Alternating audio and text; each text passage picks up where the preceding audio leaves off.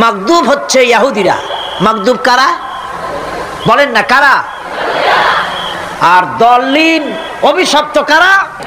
ইহুদিদের। অভিশপ্ত হওয়ার কারণটা কি? আল্লাহ রাব্বুল আলামিন বলেন, শোনো কারণ কি। وَضُرِبَتْ عَلَيْهِمُ الْمَسْكَنَةُ ذَلِكَ بِأَنَّهُمْ كَانُوا يَكْفُرُونَ بِآيَاتِ اللَّهِ وَيَقْتُلُونَ الْأَنْبِيَاءَ بِغَيْرِ حَقٍّ ذَلِكَ بِمَا عَصَوْا وَكَانُوا يَعْتَدُونَ। তাদের উপর দারিদ্র এবং অসহায়তার অভিশাপ বর্ষিত হয়েছে। এর কারণ হলো তারা আল্লাহ পাকের আয়াতকে অস্বীকার করেছে। তারা অকারণে আল্লাহর নবীদেরকে হত্যা করেছে এবং প্রত্যেকটি ব্যাপারে আল্লাহর শরীয়তের সীমা লঙ্ঘন করেছে। যুরিবাত আলাইহিমুল যিল্লাতু ওয়াল মাসকানা ওয়া বাউ বিগাদাবিন মিনাল্লাহ। আল্লাহ পাক বলেছেন, চিরকাল ইহুদিরা অভিশপ্ত, তাদের কোন আবাসস্থল হবে না, সারা জীবন ঘুরে বেড়াবে। আপনারা বলবেন, কই ঘুরে বেড়ায় না তো, তাদের তো জায়গা হইছে জেরুজালেমে, ইসরায়েলে, সেখানে তারা জায়গা করে নিয়েছে। তাহলে এটা কেমন হলো? এটা এইভাবে হচ্ছে, ওখানে তাদেরকে প্রতিষ্ঠিত করেছে আমেরিকা, ঠিক কিনা? আল্লাহ পাক কোরআন শরীফের মধ্যে বলেছেন, যদিও মানুষের সাহায্যে কোনো জায়গায় তাদেরকে আল্লাহর ইচ্ছায় অথবা মানুষের সাহায্যে কোথাও যদি জায়গা হয়, অপমানের জীবন যাপন করতে হবে সারাটা জীবন, কিয়ামত পর্যন্ত দুঃখে দুঃখে মরতে হবে, দেশে দেশে ঘুরে বেড়াতে হবে ভিক্ষুকের মতো। সে অবস্থাই হয়েছে। আমেরিকা ওদের উপর থেকে হাত উঠায় নিক, মধ্যপ্রাচ্যের আজকের 20 ফোড়া ইসরায়েল, আমেরিকা যদি তাদের রুবুবিয়াতে প্রতিপালনের হাতটা উঠায় নেয়, তাহলে আরব দেশে যত লোক আছে যুদ্ধ করা লাগবে না, এক পাশে গিয়ে পেশাব করলে ভাইসে লোহিত সাগরে চলে যাবে। সুতরাং এই ইহুদিদের পথ অনুসরণ করা যাবে না। ইহুদিরা অপরাধ করছিল কি? একটু আগেই বললাম, তারা আল্লাহর আয়াতকে অস্বীকার করেছে, তারা নবীদেরকে হত্যা করেছে, এটাই হলো তাদের অপরাধ। তারা শরীয়তের ব্যাপারে বাড়াবাড়ি করেছে। সুতরাং আল্লাহ পাক বলছেন, ইহুদিদেরকে ছাড়তে হবে, খ্রিস্টানদের অনুকরণ ছাড়তে হবে। ইহুদি খ্রিস্টান সকলের অনুকরণ ছেড়ে দিয়ে নিয়ামত প্রাপ্ত ওই 4 শ্রেণীর লোকের অনুসরণ করতে হবে, তাহলেই খাঁটি মুসলমান হওয়া যাবে। কোন আলহামদুলিল্লাহ। শুকর করা, কৃতজ্ঞতা প্রকাশ করার সূরা। এই সূরাটির মধ্যে মানুষ আল্লাহ পাকের অসীম অনুগ্রহের শুকরিয়া আদায় করে বলে প্রশংসার মাধ্যমে, এই জন্য এটার নাম হয়েছে সূরাতুশ শুকর। সূরাটির না আরেকটি নাম হচ্ছে সূরাতুদ দোয়া। এই সূরাটি একটি দোয়া, একটি প্রার্থনা, আল্লাহ পাকের কাছে প্রার্থনা করা হয়, সেজন্য এটার নাম হচ্ছে সূরাতুদ দোয়া। এর আরেকটি নাম হচ্ছে সূরাতুস সুআল, অর্থাৎ কামনা করার সূরা, আল্লাহর কাছে চাওয়ার সূরা। এই সূরায় অনেক কিছু আছে যা আল্লাহর কাছে চাওয়া হয়। এই সূরাটি, এর আরেকটি নাম হচ্ছে সূরাতুশ শিফা, অর্থাৎ প্রতিষেধক, রোগ ব্যাধি ইত্যাদি মুক্ত হওয়ার জন্য। সূরা ফাতিহা, আপনারা আল্লাহর ওলিদের কাছে, ওলামাদের কাছে যে যান, পানি নিয়ে, তেল নিয়ে, কালো জিরা নিয়ে, ওনারা যা পড়ে ফু দেন, সেই গোপন কথাটা বলে দেই, সেটা হচ্ছে সূরা ফাতিহা।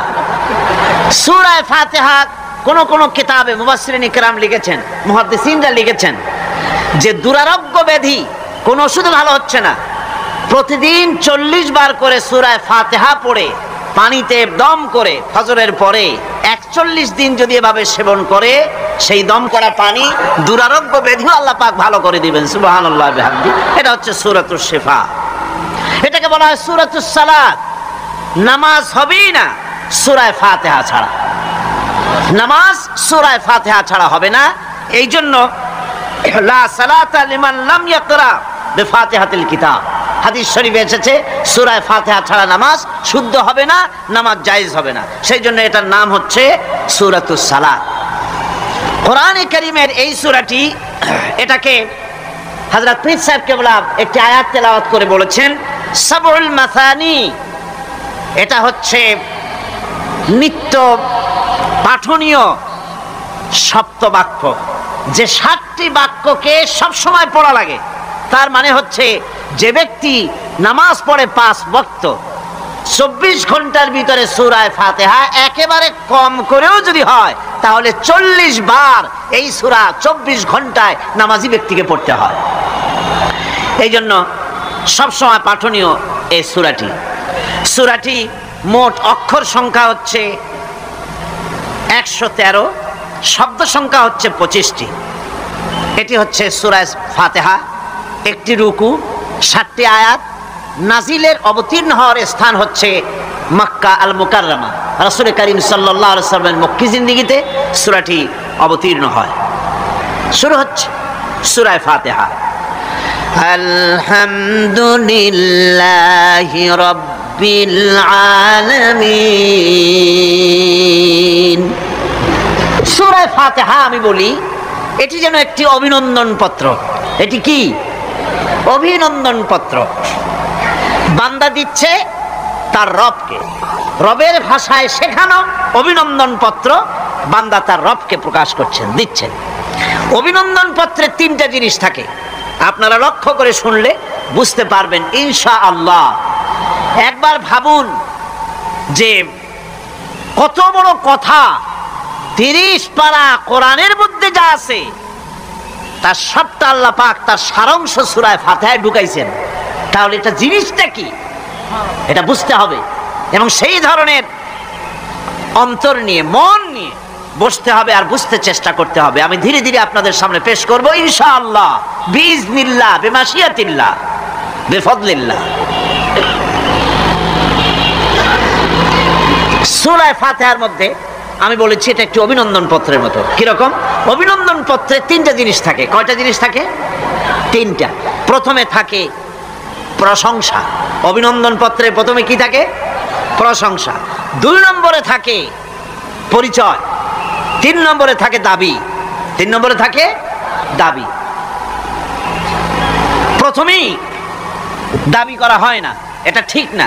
প্রথমেই প্রশংসা। সমস্ত অভিনন্দন পত্র আপনারা দেখবেন, মন্ত্রী আসুক, প্রেসিডেন্ট আসুক, অভিনন্দন পত্র পেশ করা হয়, সুন্দর ভাষায় লেখে, হে সংগ্রামী জননায়ক,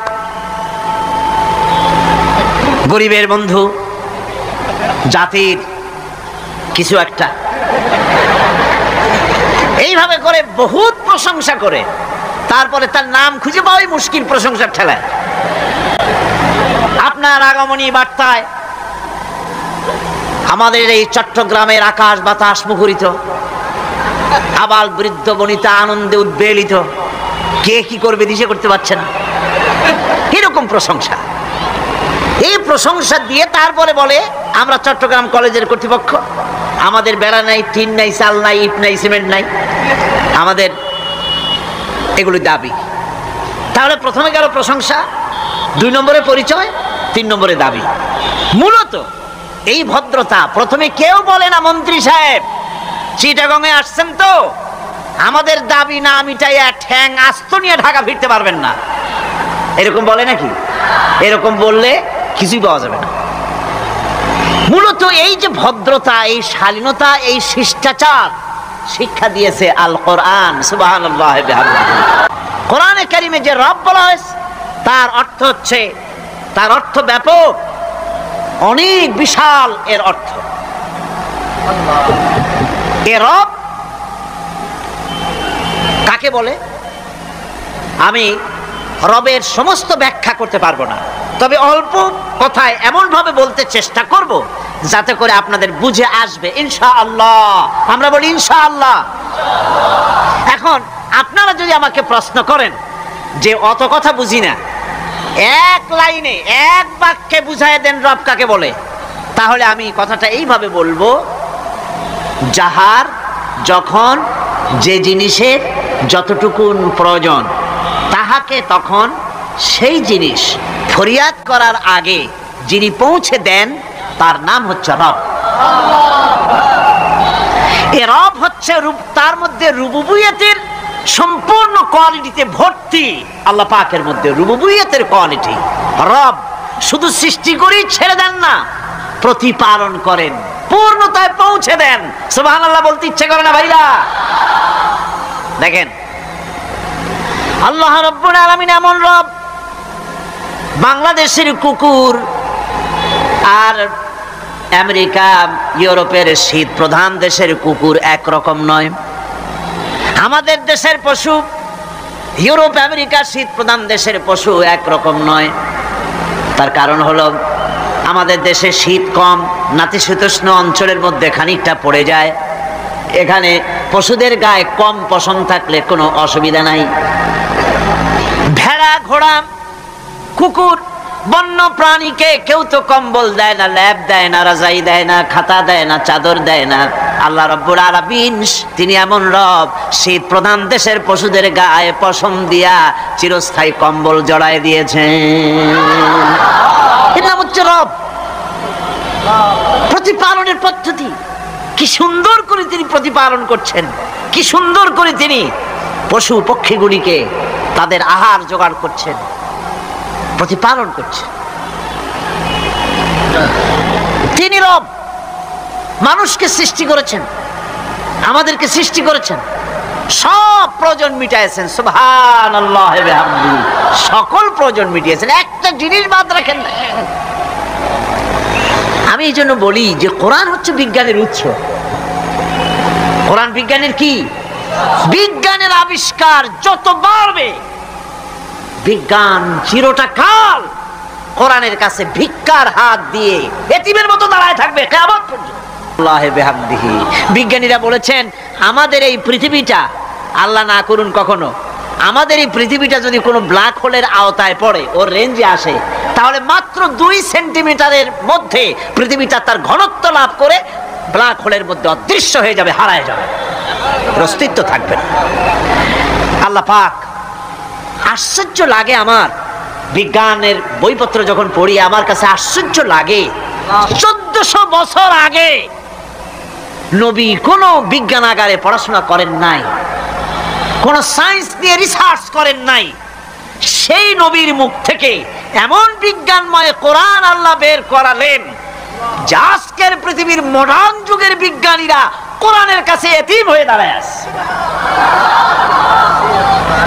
পৃথিবীর কোন বিজ্ঞানী বলতে পারবে না যে কোরআনে কারিমের অমুক আয়াতটা আনসাইন্টিফিক, এটা হাদিস আমাদের বিজ্ঞানের সাথে মিল খায় না, এমন কথা বলতে পারবে না। বরং কোরআন সার্টিফাই করবে তোমার এই বক্তব্য, তোমার এই থিওরি মোস্ট আনসাইন্টিফিক।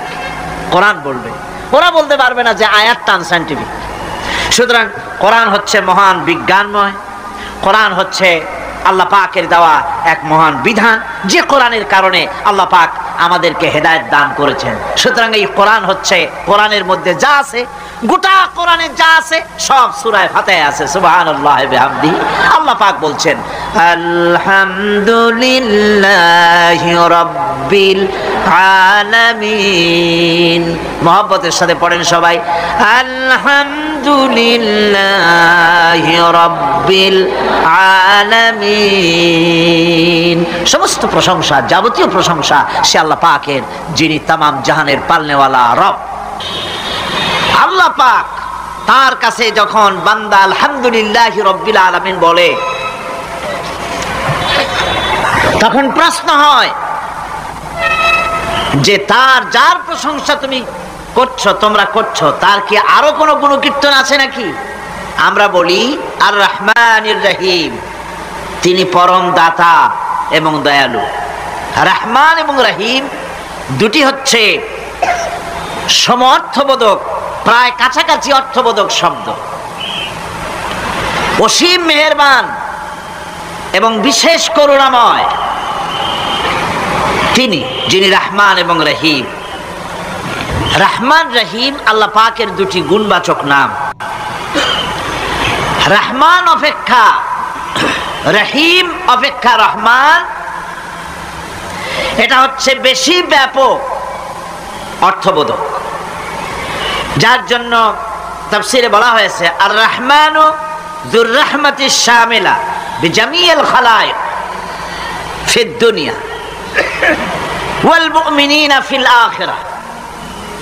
অর্থাৎ রহমান তিনি, যিনি এমন রহমতের মালিক যা বিশেষত গোটা বিশ্বের সমস্ত মানুষের জন্য প্রযোজ্য। আর রহিম হচ্ছে শুধু কিয়ামতের দিন পৃথিবীতে রহমান তিনি দয়াবান পৃথিবীর সমস্ত মানুষের জন্য, এবং কিয়ামতে শুধু মুমিনদের জন্য। রহমান কিয়ামতে শুধু মুমিনদের জন্য। আর রহিম হচ্ছে আর রহিম যুর রাহমাতি শামিলা লিল মুমিনিনা ইয়াউমিল কিয়ামা। রহিম হচ্ছে শুধুমাত্র কিয়ামতের দিন আল্লাহ রাব্বুল আলামিন শুধু মুমিন লোকদের জন্য এই বিশেষ দয়া কিয়ামতের দিন করবেন। এখন রহমান হচ্ছেন পৃথিবীর সমস্ত মানুষের জন্য, সমস্ত প্রাণীর জন্য। তার দান থেকে কেউ বঞ্চিত থাকবে না, সকলের জন্য তার দানের দরজা অবারিত, উন্মুক্ত। এই পৃথিবীর বুকে আমরা দেখতে পাই মানুষ তার বন্ধুদেরকেই দেয়, শুধু সরকার হোক আর সাধারণ মানুষ হোক, আপনজনদেরকে নিজের দলকেই বেশি নেয়। কথা ঠিক কিনা? নিজের দলের প্রতি, আত্মীয় স্বজনের প্রতি স্বজন প্রিয়তা মানুষের শরীরের ভিতরে রোগ হিসাবে কাজ করে, আর এভাবে করে নিজের দল আর আত্মীয় স্বজনকে বেশি করে সুযোগ সুবিধা দেয়। শত্রুকে কেউ দেয় না, শত্রুকে কেউ ডেকে ডেকে কোনো জিনিস দিতে চায় না বা দেয় না। আল্লাহ রাব্বুল আলামিন এমন রহমান, এমন দয়াবান, এমন মেহেরবান, যারা তার ইবাদত করে, যারা তাকে স্বীকার করে, আল্লাহ বলে তাকে যারা সেজদা দেয়, আল্লাহ পাক তাদেরকেও দেন। আর যারা আল্লাহকে অস্বীকার করে, আল্লাহ রাব্বুল আলামিনকে মানে না, তার গুণাবলী কি স্বীকার করে না, তার অস্তিত্ব স্বীকার করে না, তারপরেও আল্লাহ রাব্বুল আলামিন কোন নাফরমান বান্দাকেও রহমত থেকে বঞ্চিত করেন না। সে যেই হোক, বেনামাজি হোক, মুরতাদ হোক, নাস্তিক হোক, তারপরে আল্লাহর অনুগ্রহ থেকে সে বঞ্চিত থাকে না। কথা ঠিক কিনা? বরং এটাই আমরা দেখি, নামাজি, দিনদার, পরেজগার মানুষ তার বরং কম থাকে, সে বরং কম পায়। বাড়ি নাই, ঘর নাই, কলকারখানা নাই, আর নামাজ রোজা করে না, হজ যাকাত করে না, আল্লাহর সাথে বিরোধিতা করে, আল্লাহরে মানেই না, বলে দেয়ার ইজ নো গড, স্রষ্টা বলতে কেউ নাই। এই ড্রিঙ্ক অ্যান্ড বি মেরি, এই হচ্ছে তাদের থিওরি, তাদের দর্শন, তাদের ফিলসফি। এই জাতীয় লোকগুলি বরং দেখা যায় তারা ক্ষমতা পায়, বাড়ি হয়, গাড়ি হয়, কল হয়, কারখানা হয়, সম্মান পায়। এটা কেন? এর কারণ হচ্ছে আল্লাহ রাব্বুল আলামিন এই পৃথিবীর কোনো মূল্য দেন না। এই পৃথিবীর মূল্য যদি আল্লাহ পাকের কাছে একটা মশার ডানার তুল্য যদি হতো, আল্লাহ পাক বিদ্রোহীদেরকে, কাফেরদেরকে এক ঢোক পানি আল্লাহ পাক গিলতে দিতেন না। এবার চিন্তা করেন, আল্লাহর ব্যাপারে যে দৃষ্টান্তটা দেওয়া হয়েছে, দৃষ্টান্তটা কত গুরুত্বপূর্ণ। মশার ডানার তুল্য, মশার ডানার তুল্য এই পৃথিবীর দাম নাই আল্লাহর কাছে। আপনাকে যদি কেউ 10 লক্ষ মশার ডানা বহু কষ্ট করে জোগাড় করিয়া যদি কেউ দেয়, তাহলে আপনি কয় টাকা দিয়ে কিনবেন? 4 পয়সা দিয়েও একজনে বলছে 4 পয়সাও দিবে না। তাহলে বোঝেন এর কোনো মূল্য নাই। একটা মশার ডানার তুল্য মূল্য আল্লাহ পাক এই পৃথিবীর দেন না, যার কারণে অবারিত উন্মুক্ত হস্তে আল্লাহ পাক সমস্ত মানুষের জন্য, প্রাণী জগতের জন্য তিনি করুণা করেছেন সকলকে। এই করুণাময় রহমান আল্লাহ পাক তিনি গুনাহগারদেরকে, যারা আল্লাহ পাকের ফরমাবরদারি করতেছে, তাদেরকে সকলকে আল্লাহ পাক সমানভাবে তার জিনিসগুলিকে তিনি দিয়ে দিচ্ছেন। তাই রহমতের মধ্যে আছে স্নেহ, আছে প্রীতি, আছে অনুগ্রহ। আল্লাহ পাকের রহমতটা কি জিনিস? সেটা হচ্ছে রহমতি ওয়াসিআত কুল্লা শাই, আমার রহমত দিয়ে সমস্ত জিনিসকে ঢেকে রাখা হয়েছে। প্রত্যেকটি জিনিসের ভিতরে আল্লাহ পাকের রহমত রয়েছে। রহমত ছাড়া এই পৃথিবীতে মানুষের চলার কোনো পথ নাই। সমস্ত ব্যাপারেই আল্লাহ পাকের রহমত আর রহমত। আমরা যখন বললাম আর রহমানির রহিম, বলেন সবাই আর রহমানির রহিম। আবার প্রশ্ন হয়, বান্দা বুঝলাম, আরো কোনো কোয়ালিটি, আরো কোনো বৈশিষ্ট্য তার আছে নাকি? আমরা বলি মালিকি ইয়াউমিদ্দিন। তিনি হচ্ছেন বিচার দিনের মালিক, শেষ বিচারের মালিক তিনি। একদিকে এটাকে ব্যালেন্স করা হয়েছে, একদিকে অফুরন্ত রহমত, যার কোনো কুল নাই, কিনারা নাই। এখন আদল দরকার। এখন কি দরকার? আদল, ইনসাফ দরকার। আল্লাহ পাক একদিকে অফুরন্ত রহমত আর নিয়ামত দিয়ে পৃথিবীকে ছেড়ে রেখেছেন, অপর দিকে বলেছেন আমি হচ্ছি বিচার দিনের মালিক, সেদিন আমি বিচার করব। সেই বিচারের ভিতরে কোনো পক্ষপাতিত্ব থাকবে না, হবে না। সেখানে তিনি হবেন হাকামুল হাকিমিন, ওইটা হবে সুপ্রিম কোর্টের সুপ্রিম কোর্ট। সেই পরকালে, সেই কিয়ামতের মাঠে আপনাকে আমাকে সকলকে উপস্থিত হতে হবে, নাকি হবে না? সবাইকে উঠতে হবে। এই দিন শব্দটি কোরআনে কারিমে বহু জায়গায় বলা হয়েছে এবং বিভিন্ন অর্থে ব্যবহার করা হয়েছে। যেমন দিন শব্দের অর্থ প্রভাব, প্রতিপত্তি, আধিপত্য, ইতাআত, বন্দিগি, দাসত্ব, আনুগত্য, নীতি, পথ, পন্থা, হিসাব, ফায়সালা, প্রতিদান, প্রতিফল, এরকম অনেক অর্থ, অনেক অর্থে দিন শব্দ কোরআন কারীমের মধ্যে ব্যবহৃত হয়েছে। কিন্তু এখানে মালিক ইয়াউমিদ্দিন, এই দিন এখানে ব্যবহার করা হয়েছে প্রতিফল অর্থে। প্রতিফলের দিন, যেদিন প্রতিফল দেওয়া হবে, তিনি হচ্ছেন সেই দিবসের অধিপতি, সেই দিবসের মালিক। সূরা ইনফিতারে আল্লাহ পাক বলছেন ওয়ামা আদরাকা মা ইয়াউমুদ্দিন সুম্মা মা আদরাকা মা ইয়াউমুদ্দিন।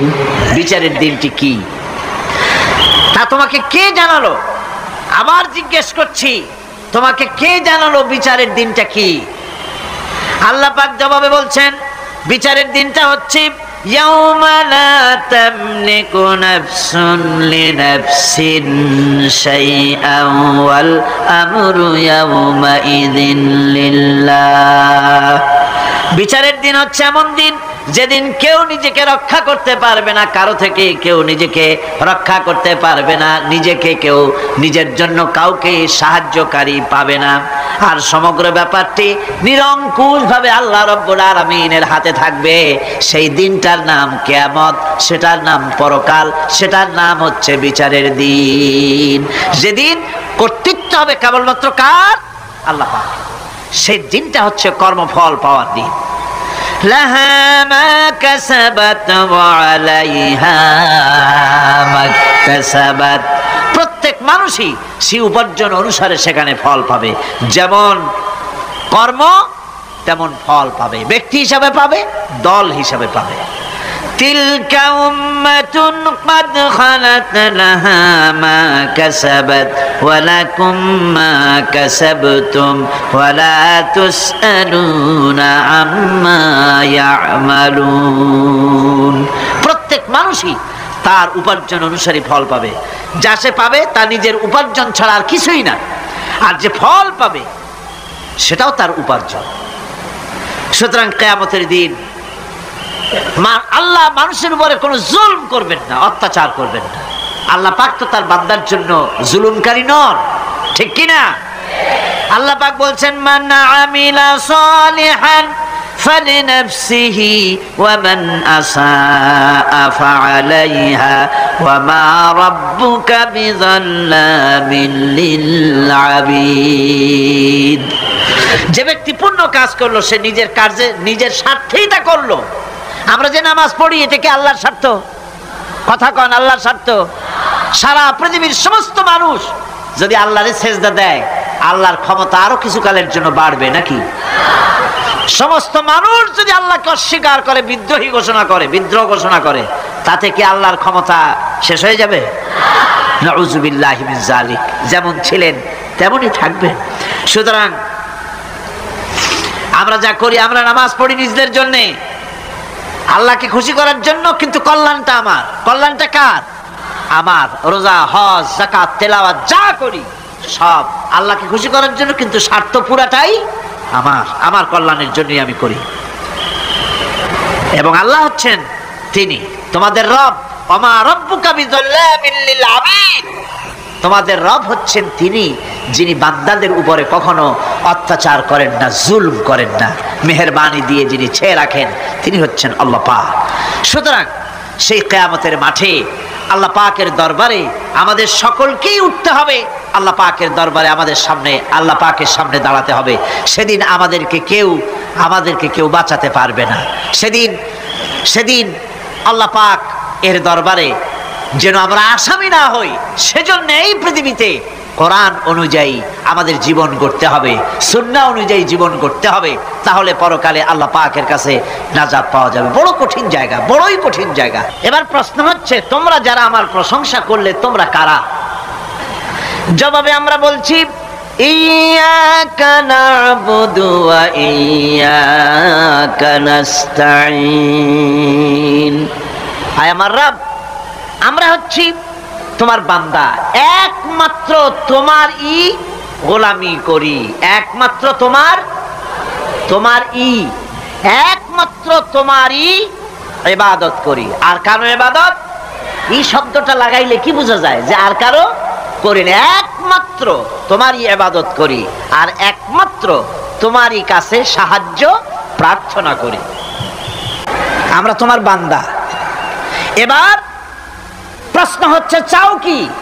পরিচয় তো শুনলাম, চাও কি? আল্লাহ রাব্বুল আলামিন আমাদেরকে শিখাই দিলেন, কত বড় মেহেরবান তিনি, কত দয়ালু তিনি, তার কাছে চাওয়ার ভাষাটাও তিনি আমাদের শিখাই দিলেন। জনে কোন সুবহানাল্লাহ। রব্বুল আলামিন আমাদের শিখালেন, এভাবে চাও, ইহদিনাস সিরাতাল মুস্তাকিম সিরাতাল্লাযীনা আন'আমতা আলাইহিম গায়রিল মাগদুবি আলাইহিম ওয়ালাদ-দাল্লিন। হায় আল্লাহ, ইহদিনাস সিরাতাল মুস্তাকিম, একটা রাস্তা চাই, সহজ সরল সঠিক একটি পথ চাই তোমার কাছে। সেই পথটা চাই যে পথ হচ্ছে নিয়ামত প্রাপ্তদের, অভিশপ্ত এবং পথভ্রষ্টদের পথ নয়, যে পথ নিয়ামত প্রাপ্তদের, ওই ধরনের একটা পথ আমরা চাই। পথ দেখাবার মালিককে কোরআনে কারীম বলছে, আল্লাহ রাব্বুল আলামিন বলেন, ওয়া আলাল্লাহি কাসদুস সাবিলি ওয়া মিনহা জাইরুন ওয়ালাউ শাআ লাহাদাকুম আজমাইন। ওয়া আলাল্লাহি কাসদুস সাবিল, সোজা রাস্তা বলে দেওয়ার দায়িত্ব আমি আল্লাহর। সোজা রাস্তা বলে দেওয়ার দায়িত্ব কার? তিনি বলছেন, বলার দায়িত্ব আমার, সোজা রাস্তাটা আমি বলে দেব। আল্লাহ রাব্বুল আলামিনের কাছে বান্দা যখন রাস্তার দাবি করলো, সোজা পথ চাই, সহজ পথ একটা তোমার কাছে চাই, রব্বুল আলামিন সূরা ফাতিহার 7টা আয়াতের এই অভিনন্দন পত্রের জবাবে 30 পারা কোরআন শরীফ আল্লাহ পাক বান্দারে দান করে দিলেন। জবাবে বলে দিলেন, ওয়ানিবুদুনি হাযা সিরাতুম মুস্তাকিম। সোজা রাস্তাটা হলো আমার আনুগত্য, আমার গোলামি, আমার দাসত্ব, এটাই হলো সোজা রাস্তা। এই সোজা রাস্তাটা আমি বলবো। রাস্তা তো অনেক হতে পারে, কিন্তু সোজা রাস্তা বলে দেওয়ার দায়িত্ব কার? আল্লাহ পাকের। দেখেন, এই যে বিশাল মাহফিল, এই মাহফিলে যত লোক আসছে, সব লোক কি এক মতের, এক চিন্তার, এক আদর্শের? না। এই কয়েক লক্ষ জনতার ভেতরে হাজারো মতের লোক আছে, হাজারো চিন্তার লোক আছে, হাজারো আদর্শের লোক আছে। সব আদর্শ, সব চিন্তা, সব কি ঠিক? সবটাই কি নির্ভুল? না, সঠিক নির্ভুল একটা। কয়টা হয়? একটাই হয় মাত্র। এই জন্য আমি দৃষ্টান্ত দিতে গিয়ে বলি, অঙ্ক পরীক্ষা যেদিন হয়, ছেলেরা অঙ্ক পরীক্ষা যেদিন দেয়, সেই অঙ্ক পরীক্ষা দিতে গিয়ে অঙ্ক যারা ভুল করে তাদের ফলাফল কয় রকম হয় বলেন? হ্যাঁ, অনেক রকম হয়। আর যাদের অঙ্ক যাদের ঠিক হয় তাদের ফলাফল কয় রকম? একরকম। তার অর্থ কি? তার অর্থ হলো ভুলের পথ অনেক আর হকের পথ, বাতিলের পথ অনেক, ভুলের পথ অনেক, সঠিক এবং হক যেটা তার পথ হচ্ছে মাত্র একটা। এই জন্যে আল্লাহ রাব্বুল আলামিন তিনি সোজা রাস্তা বলে দেওয়ার দায়িত্বটা নিয়েছেন। কোরআন বলছে প্রত্যেকটি সৃষ্টির শুরু হতে শেষ পর্যন্ত 4টা স্তর পার হতে হয়। তার সর্বশেষ স্তর হলো হেদায়াত। 4টি স্তর পার হওয়ার সর্বশেষ স্তর হচ্ছে হেদায়াত। আল্লাযী খালাকা ফাসাওয়া ওয়াল্লাযী কাদ্দারা ফাহাদা। তিনি সকল বস্তুকে সৃষ্টি করেন এবং তারপর তার পরিমাপ, তার কর্মপথ, তার হেদায়েত তিনি দিয়ে দেন। তার মানে হচ্ছে তিনি সৃষ্টি করেন, সামঞ্জস্য রাখেন, পরিমাপটা ঠিক করেন এবং পথের নির্দেশ দেন। সৃষ্টি করেই ছেড়ে দেন না, তার হেদায়েত দিয়ে দেন। তার পরিমাপটা ঠিক করেন, সামঞ্জস্য করেন। কিরকম? দেখুন, আপনি যখন দাঁড়ান তখন আপনার পায়ের উপরে হাঁটু থেকে হাঁটুর নিচের যে অংশ পা পর্যন্ত ওইটারে কি কয়? পা, নলা। এই তো ঠিক বলছেন, নলা। আপনারা আমাকে সাহায্য করবেন যেখানে আমি আটকে যাই। নলা। এই নলাটা পায়ের সেন্টারে যদি রাখা হতো, বোঝেন ভালো করে, পায়ের সেন্টারে এই জায়গাটা, এটা ধরুন পা, এই জায়গাটায় যদি হতো পায়ের নলাটা, হয় সিটায় পড়তেন না হয় ফুটোয় পড়তেন। আল্লাহ পাক বলছেন শুধু সৃষ্টি করি না, সামঞ্জস্য এবং পরিমাপ ঠিক করি। মাপ মতো পাটা সামনে গোড়ালির কাছে নলাটা বসায় দেওয়া হয়েছে যাতে আপনি চিত না হন, ভুটো হয়ে না পড়েন। সুবহানাল্লাহ কইতে ইচ্ছা করে না? এই নলাটা যদি আঙ্গুলের দিকে আসতো আর পাটা যদি পিছনের দিকে বেশি অংশ থাকতো, যতই সামনে হাঁটতেন ততই পিছনে চলে যেতেন। ভূত নাকি, ভূতের পা থাকে নাকি পিছনের দিকে, বলে লোকেরা, আমি দেখি টিকি নেই। ভূত নাকি সামনে আগাতে গেলে পিছনে চলে যায়। আর হাঁসের ডিম থেকে বাচ্চা বেরোলে সেই বাচ্চা আর মা বাবা দুজনকেই ভাড়ায় দেন পানির মধ্যে, সাঁতরায় উঠে আসবে, ঠিক কিনা? কে শিখালো সাঁতার? কে শিখালো? শুধু সৃষ্টি করেন না, আল্লাহ পাক সৃষ্টি করেন, সামঞ্জস্য এবং পরিমাপকে ঠিক করেন এবং তাকে পথের নির্দেশ দেন। এটা হলো সর্বশেষ। সৃষ্টি করে ছেড়ে দেন না। যেমন কোরআনে কারিমে হযরত ইব্রাহিম আলাইহিস সালাম তিনি তার সম্প্রদায়ের সাথে যে কথোপকথন করেছিলেন, বিষয়টি আল্লাহ পাক কোরআনে কারিমের মধ্যে কোট করে দিলেন। এই হেদায়েতের বিষয় সেখানে আছে বলে আল্লাহ পাক বিষয়টা কোরআনে জায়গা করে দিলেন।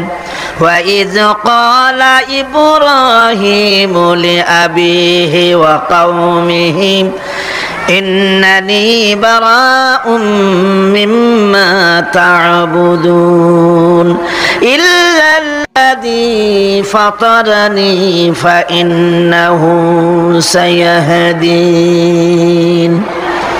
ইব্রাহিম আলাইহিস সালাম তার পিতা এবং তার গোত্রকে বললেন, তার সম্প্রদায়ের লোকদেরকে, নিঃসন্দেহে আমি মুক্ত, আমি পবিত্র। তোমরা যেসব জিনিস দিয়ে যেসব এর ইবাদত করো, গোলামি করো, আনুগত্য করো, আমি তার থেকে পবিত্র। আমি তো শুধু ইবাদত করি, গোলামি করি সেই স্রষ্টার, যিনি আমাকে সৃষ্টি করেছেন। আমার সম্পর্ক শুধুমাত্র সেই সত্তার সাথে যিনি সৃষ্টি করেছেন।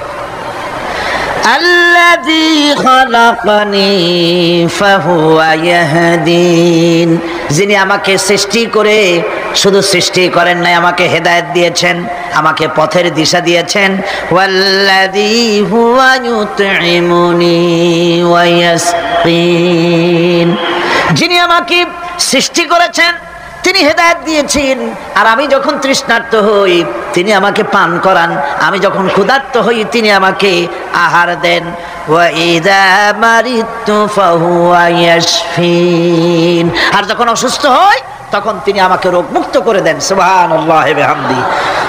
ইন্না হাদাইনাহুস সাবিলা ইম্মা শাকিরান ওয়া ইম্মা কাফুরা, নিশ্চয়ই আমি তাদেরকে তাদের কর্মপন্থা প্রদান করেছি, আমি তাদেরকে হেদায়েত দিয়েছি, চলার পথের দিশা দিয়েছি।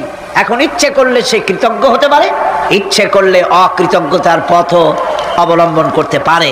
আমি তাকে হেদায়েত দিয়ে দিয়েছি, পথ দেখিয়ে দিয়েছি। ডান এবং বাঁ দুটি রাস্তা আল্লাহ পাক দেখিয়ে দিয়েছেন। আসহাবুল ইয়ামিন, আসহাবুল শিমাল, একটা ডানপন্থী আর একটা বামপন্থী। আমাদের দেশে কিছু লোক আছে নাম মুসলমান, কিন্তু বলে যে আমরা বামপন্থী আন্দোলন করি, অথচ সমস্ত ডানপন্থীদের জায়গা হবে জান্নাতে যদি জান্নাতের আমল করতে পারে। ডানপন্থীদের নেতা হচ্ছেন দুনিয়ার সমস্ত পয়গম্বরেরা, আর বামপন্থীদের নেতা হলো শয়তান। বামপন্থীদের নিয়ে শয়তান যাবে কিয়ামতে জাহান্নামে। আল্লাহ পাক রাস্তা বলে দিয়েছে। আল্লাহ রাব্বুল আলামিন বলেন, আলাম নাজআল লাহু আইনাইনি ওয়া লিসানান ওয়া শাফাতাইন ওয়া হাদাইনাহুন নাজদাইন। আমি কি তোমাদের দুটি চক্ষু দেই নাই, দেখার জন্য দুটো চোখ দেই নাই? আমি কি তোমাদেরকে কথা বলার জন্য দুটো ঠোঁট দেই নাই? এরপরে আমি কি তোমাদেরকে ভালো মন্দ বোঝার জন্য আমি কি হেদায়েত দেইনি? ভালো মন্দ সবটা বোঝার জন্য আমি তোমাদেরকে হেদায়েত দিয়েছি। সুতরাং এই হেদায়েতের রাস্তা ছেড়ে দিয়ে তোমরা নিজেদেরকে গোমরাহির মধ্যে ডুবিয়ে দিও না। আমার দেওয়া হেদায়েতের রাস্তায় নিজেদেরকে পরিচালিত করার জন্য প্রচেষ্টা করো। সিরাতাল মুস্তাকিম, এজন্য মডেল দরকার। কার অনুসরণ করব? আল্লাহ পাক শিখায় দিলেন, সিরাতাল্লাযীনা আন'আমতা আলাইহিম। পড়েন সবাই, সিরাতাল্লাযীনা আন'আমতা আলাইহিম গায়রিল মাগদুবি আলাইহিম ওয়ালাদ-দাল্লিন। আয় আল্লাহ, অনুগ্রহপ্রাপ্ত দল, সেই রাস্তা অনুগ্রহপ্রাপ্তদের রাস্তা চাই। তোমার মনোনীত ব্যক্তি অনুগ্রহপ্রাপ্ত যারা, তাদের পথ অনুসরণ করতে চায়। নবী বলুন, আমি তোমাদের মতো মানুষ, আমার উপরে ওহী আসে, ইন্নামা আনা বাশারুম মিসলুকুম, তোমাদের মতো মানুষ। একটু ভালো করে বিষয়টা বোঝেন। আরো বলেছি আমি, আজকে আবার স্মরণ করায় দেই। আল্লাহ শিখাই দিচ্ছেন, বলুন আমি তোমাদের মতো মানুষ, ফেরেশতা নই, জিন নই, আমার কাছে ওহী আসে। পার্থক্য এখানে, তবে আরো পার্থক্য আছে। সেটা হচ্ছে আমরা হচ্ছি সাধারণ মানুষ, নবীরা হচ্ছেন অসাধারণ মানুষ। সুবহানাল্লাহ। আমরা হচ্ছি মানব, রাসূল আল্লাহর পয়গম্বররা হচ্ছেন মহামানব। কথা বুঝে আসছে? তার মানে হলো আমরা সাধারণ মানুষ। সাধারণ মানুষেরা গুনাহ করতে পারে, ভুল করতে পারে, সব রকমের গুনাহ করতে পারে। নবীরা কোনো গুনাহ করতে পারেন না। আল্লাহ পাক তাদের দিয়ে গুনাহ করান না।